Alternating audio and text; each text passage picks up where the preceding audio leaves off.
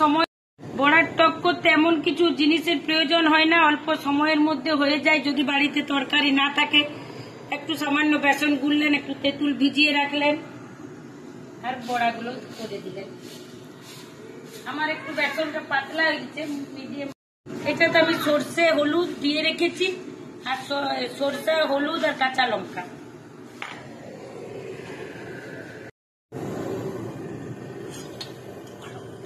এই যে ফেটেছি বেসনটা, তার জন্য বড়াগুলো বেশ ফুলে উঠছে ডুবডুব করে। এই যে দেখুন বড়াগুলো এমন ফুলবে, আর তার মধ্যে সর্ষে আর তেঁতুলের রসটাও কিন্তু ঢুকবে, আর খেতেও খুব টেস্টি হয়। আপনাদের যদি নিরামিষ খাবার হয় তাহলে আপনারা এইরকম ভাবে বড়ার টক বানাবেন, দেখবেন ভাতগুলো আপনারা খেতে পারবেন ভালোভাবে। কোনো বড়াগুলো মোটামুটি ভাজা হয়ে গেছে, যে লাল লাল করে বড়াগুলো ভাজা হয়ে গেছে। আর এই এক ধাপ হবে, দেখুন কি সুন্দর ফুলেছে। ফেটানোর ফলে ফুলেছে, কোনো রকম খাবার সোডা বা বেকিং সোডা এখানে ইউজ করা হয়নি। হাত দিয়ে ফেটিয়ে এরকম সুন্দরভাবে বেসনটাকে ফেটানোর ফলেই এত সুন্দর ফুলেছে। এটাতে কি হয়, ভেতরে শক্ত থাকে না, আর যা বড়ার যে রসটা হবে সেটা এটার ভেতরে কিন্তু ঢুকে যাবে।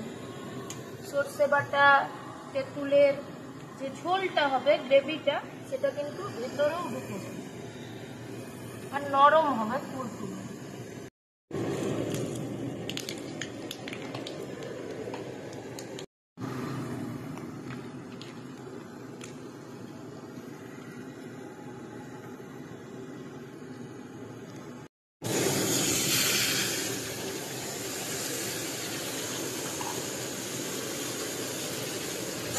কিন্তু ভাজবেন না, ভাজলে তেতো লাগবে।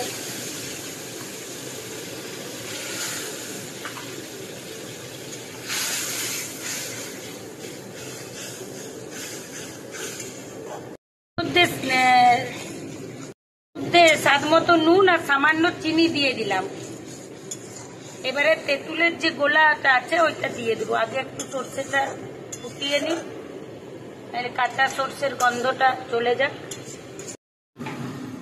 তেঁতুলের গুলাটা দিয়ে দিচ্ছি এর মধ্যে, কারণ আমার সর্ষেটা ফুটে গেছে।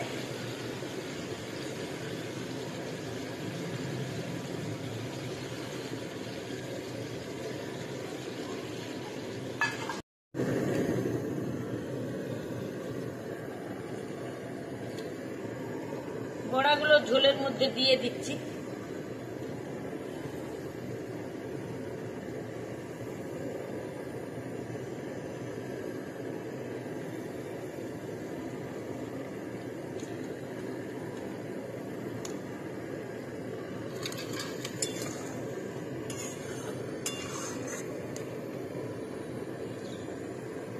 মিনিট এটা ফুটুক, কারণ এটার মধ্যে জলটা ঢুকবে, তাহলে বড়ার আর হয়ে যাবে বড়ার টক।